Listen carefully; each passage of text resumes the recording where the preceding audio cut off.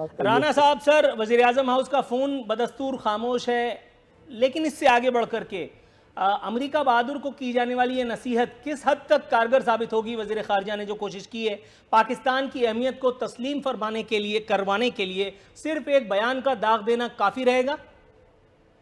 देखें, ये जो दौरा अभी करके आए हैं, इसकी सक्सेस या फेलियर तो आप इसी चीज से गेज कर सकते हैं कि यूनाइटेड नेशंस में सिक्योरिटी काउंसिल का इजलास होता है और टॉपिक है अफगानिस्तान, जिसके ऊपर मेरी बहन अभी फरमा रही थी कि हमारा बड़ा कलीदी किरदार है, हमने बड़े पीस टॉक कराए। और यूनाइटेड नेशन जिसको एक न्यूट्रल एक वो समझा जाता है फोरम, उधर पाकिस्तान को इनविटेशन भी नहीं दिया जाता। इस चीज का ये जवाब दे दें कि क्या अफगानिस्तान की लॉबिंग हावी होगी उधर, क्या इंडिया की लॉबिंग हावी होगी, तो क्या आप वहां घास काटने जाते हैं कि आपकी लॉबिंग आप नहीं कर सके कि जिस मामले में आप पूरी कौम को बता रहे हैं कि हम सबसे अहम हैं, हमने ना कर दी, हमने इनकार कर दिया, वहां आपको बुलाया भी नहीं जाता। ये है आपकी फॉरेन पॉलिसी। क्या आपकी फॉरेन पॉलिसी ऐसी है कि आप अमेरिका के सदर से मिलके आते हैं और आप कहते हैं मुझे ऐसा लगा कि हमने वर्ल्ड कप जीत लिया, मुझे तो ऐसा लग रहा है, और अगले ही कुछ हफ्तों के अंदर इंडिया जो है वो कश्मीर को एनेक्स कर लेता है, 370 और 35A को एब्रोगेट कर देता है, और आप कहते हैं कि मोदी जब इलेक्ट होगा, अल्लाह करे मोदी इलेक्ट हो जाए, तो कश्मीर का मसला हल हो जाएगा। ये आपकी फॉरेन पॉलिसी है।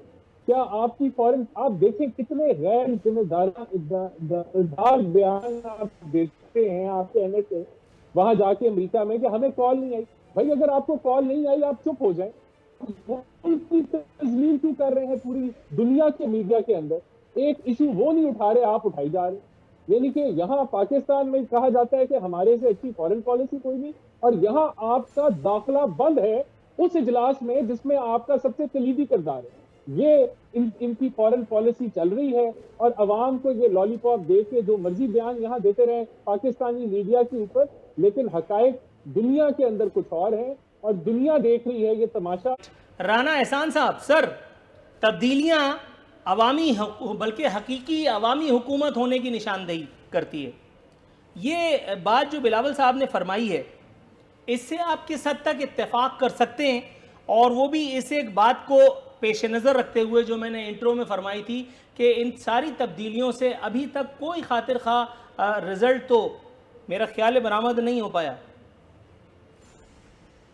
देखिए, बिल्कुल तब्दीली हुई है काबीना में, और मुर्तजा वहाब साहब को इन्होंने जो है कराची का एडमिनिस्ट्रेटर लगा दिया। यहाँ मैं एक पॉइंट रेज करना चाहूंगा आपके फोरम से, वो ये है कि काश के लोकल बॉडीज के इलेक्शन कराते हैं। देखें, ये 3 टेयर होता है सिस्टम, जिसके अंदर लोकल बॉडीज मेन टेयर होता है। आपने यहाँ तब्दील कर दी, काबीना के जो पोर्टफोलियोज हैं आगे पीछे कर दिए, कराची का एडमिनिस्ट्रेटर लगा दिया। काश करके ये लोकल बॉडीज का इलेक्शन सिंध कराची, जो पीटीआई नहीं करा पा रही, जिसका वादा ये करते थे, जिसके चैंपियन ये बनते थे, हमने भी अपने हुकूमत में लेट कराए, 2 साल 3 साल की मुद्दत के गुजरने के बाद कराए, लेकिन ये सेटअप आज मिसिंग है। और ये बहुत सारे मसाइल का जो है वो सोल्यूशन है कि आप ग्रास रूट लेवल के ऊपर पावर लेके आए, ताकि वहां से ऊपर तक लोगों को आगाही हो, लोगों के पास रसाई हो अपने सियासी जो नुमाइंदे, काउंसलर्स और जो नाजिम होते हैं। और यहाँ देखें, सुप्रीम कोर्ट ने पंजाब में तो जजमेंट दे दिए कि इनको बहाल कर दे,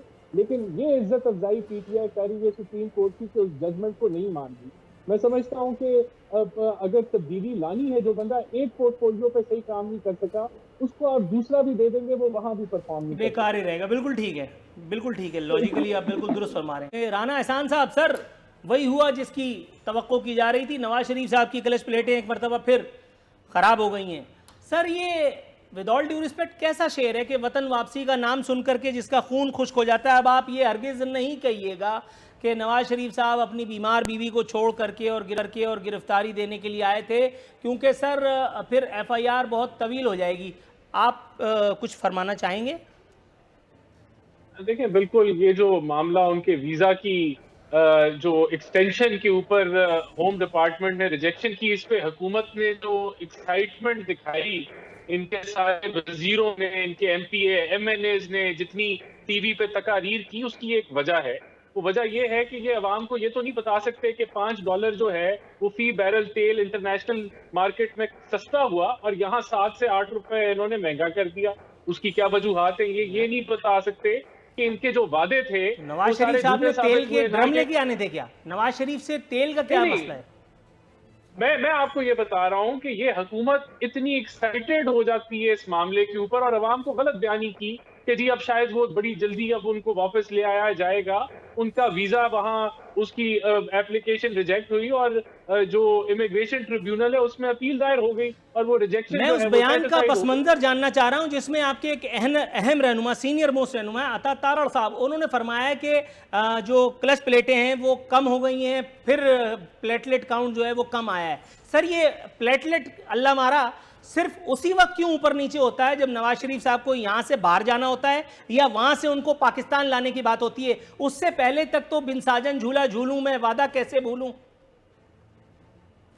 बिल्कुल आपने सही सवाल पूछा और ये सवाल आपको पंजाब हुकूमत और फेडरल हुकूमत जिसके मुख्तलिफ बोर्ड्स ने बार-बार सर आप मुझे आपको अगर ये लग रहा है कि आप डॉक्टर फैसल सुल्तान और मोहतरमा यास्मीन राशिद के कंधे पे रख के बच निकल जाएंगे, मैं उनको तो बाद में लपेटूंगा, पहले मैं आपसे बढ़ जाऊंगा। जनाब मन, नवाज शरीफ साहब का ट्रैक रिकॉर्ड है, वो हमेशा अपने हामियों को बीच मझदार में छोड़ करके फरार हुए हैं। जनरल मुशर्रफ का दौर हो, डॉक्यूमेंट साइन किया, चंपत हो गए, और उसके बाद यहां आप लोग झूठ बोलते रहे कि कोई डॉक्यूमेंट साइन नहीं किया।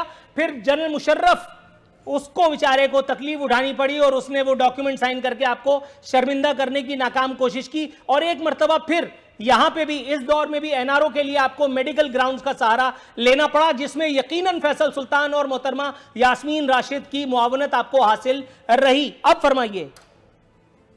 देखें, और ये वही नवाज शरीफ हैं जो अब आप कहेंगे, जो आपने बात की कि जिसको सजा हो गई पाकिस्तान में और वो वापस आए, और ये वही नवाज शरीफ हैं जो मुशर्रफ के दौर में बार बार पाकिस्तान आते थे और उनको फिर जहाज समेत वापस भेज दिया जाता था और वो फिर आते थे। और ये वही नवाज शरीफ हैं जिन्होंने इस मुल्क की डायरेक्शन को बार बार जो है वो सही निशाने की तरफ ले जाने की कोशिश की। और ये वही फैमिली है कि जिसके शहबाज शरीफ जब लंदन में बैठे थे तो कहा गया ये भाग गया, वापस नहीं आएगा, और जब ये वापस आए तो पूरी जो तोपें थी अकाउंटेबिलिटी की उनकी तरफ कर दी गई और कुछ साबित ना कर पाए। देखिए, नवाज शरीफ यूके के अंदर कहीं छुपे नहीं फिर रहे, वो अपने जितने सारे मामलात हैं वो ओपन में हैं। उनकी जो हेल्थ की सूरत हाल है वो भी ओपन में है, और जो यहाँ जो उनकी हेल्थ बिगड़ी थी, जो उनकी एकदम से सेहत में खराबी आई थी, वो ये हुकूमत की कस्टडी में आई थी। और हमारा हुकूमत के ऊपर सवाल है कि तो यही तो कह रहे हैं वीर जी कोहली साहब, आप उसी को तौसीफ दे रहे हैं। उन्होंने कहा कि नवाज शरीफ को जेल रास नहीं आती। तो वो जो वहां जो वो बैठे हुए हैं, कोई छुप के नहीं, वो छुप ढक के काम नहीं कर रहे, वो ओपन में है और वो अल्हम्दुलिल्लाह पार्टी को लीड कर रहे हैं।